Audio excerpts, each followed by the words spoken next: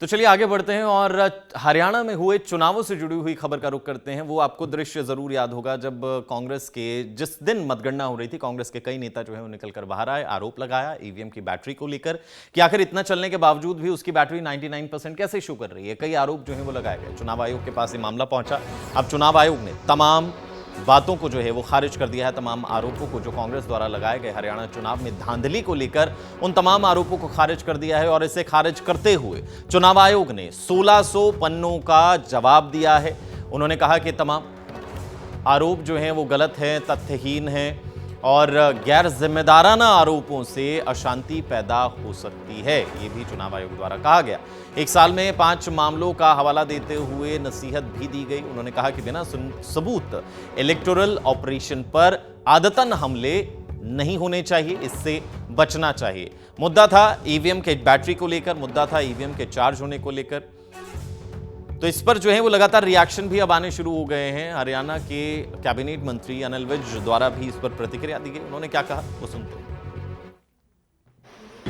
ये कांग्रेस पार्टी ने जब भी ये हारती है तो ये दोषारोपण ईवीएम का करती है, जब जीत जाती है तब इनको कोई एतराज नहीं होता। तो ऐसा ही अब हुआ, हमें पहले ही पता था कि भी जैसे ये हारेंगे तो इन्होंने ईवीएम को ही दोष देना है। तो ईवीएम का सिस्टम है, ईवीएम जब रिलीज होती है तब सभी पार्टियों के नुमाइंदों को दिखाई जाती है, जब पोलिंग स्टेशन पर स्टार्ट होती है तब भी सारों को दिखाई जाती, कुछ वोटें डाल के दिखाई जाती हैं। अब इनका सारा ही सिस्टम फेल था कांग्रेस का, और जो इन्होंने बंदे बिठा रखे थे वो सारे बुद्धू थे, क्योंकि वो देख ही नहीं सके। इसलिए उन्होंने ये बेवजह चुनाव आयोग को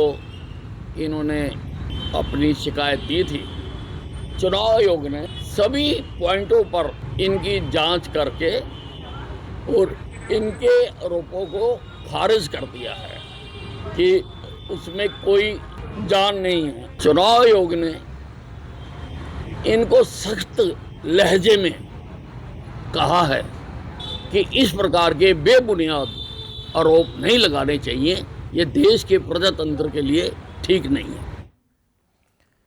तो अनिल विज द्वारा जो है ये प्रतिक्रिया आपने सुनी है। ज्यादा जानकारी के लिए हमारे साथ हमारे संवाददाता पूजा वर्मा भी जुड़ी हुई हैं। पूजा, सारे आरोप यानी कि कई शिकायतें कांग्रेस के द्वारा ईवीएम को लेकर, इस चुनावी प्रक्रिया को लेकर, धांधली को लेकर लगाए गए थे। चुनाव आयोग ने सबको खारिज कर दिया और अब जो है वो हमलावर जो है वो बीजेपी भी होती हुई नजर आ रही है। पूजा, बिल्कुल, ये चुनावी मुद्दा रहा भी और उस वक्त भी ईवीएम के ऊपर जो है एक सवाल जरूर उठते थे। हालांकि नतीजे पर अगर बात करें तो कांग्रेस बहुत आश्वस्त थी, उन्हें लग रहा था कि सत्ता में वापसी उनकी होने वाली है। लेकिन जैसे ही नतीजे सामने आने लगे तो एक बार फिर से ईवीएम पर जो है इल्जाम लगाए गए कि मशीनों के साथ गड़बड़ी की गई।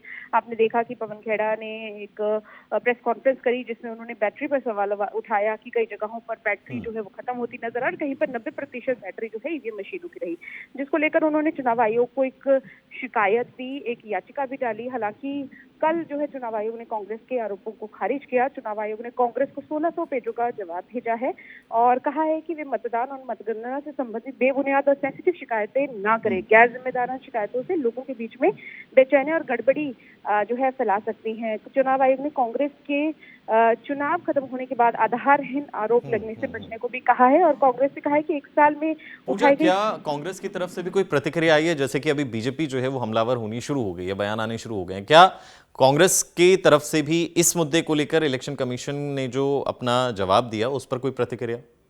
देखिए, अभी तक कांग्रेस की तरफ से कोई जवाब नहीं आया है, लेकिन कहीं ना कहीं अगर आपको याद होगा तो कांग्रेस के नेताओं की ओर से कहा गया था कि चुनाव आयोग अगर उनकी सुनवाई नहीं करता है तो वो कोर्ट का रुख करेंगे। तो या तो वो पंजाब हरियाणा हाई कोर्ट का रुख कर सकते हैं या फिर सुप्रीम कोर्ट का रुख कर सकते हैं इस याचिका को लेकर, क्योंकि कहीं ना कहीं जब सीएलपी चुनने को लेकर जब ऑब्जर्वर्स के साथ मीटिंग थी कांग्रेस की तो उस वक्त भी जो है बार बार ये कहा जा रहा था कि कोर्ट का रुख किया जाएगा। तो अब इंतजार ये करना पड़ेगा कि क्या इस जवाब के बाद, चुनाव आयोग का जो जवाब है कांग्रेस के आने के बाद, क्या वो कोर्ट का रुख करते हैं। दूसरी ओर आज मुख्यमंत्री ने जिस तरीके से बयान दिया और ये कहा कि जो उस झूठ फैलाने का काम कांग्रेस करती है, पहले भी फैलाया है, अब भी फैला रहे हैं, तो ऐसे में उन्हें अपनी हार को स्वीकार कर लेना चाहिए।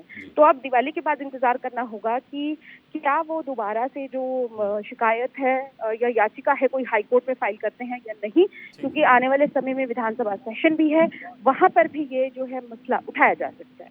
बहुत बहुत शुक्रिया पूजा तमाम जानकारी के लिए। और तो अब देखना ये होगा कि कांग्रेस का अगला मूव जो है वो इस मुद्दे पर क्या होने वाला है।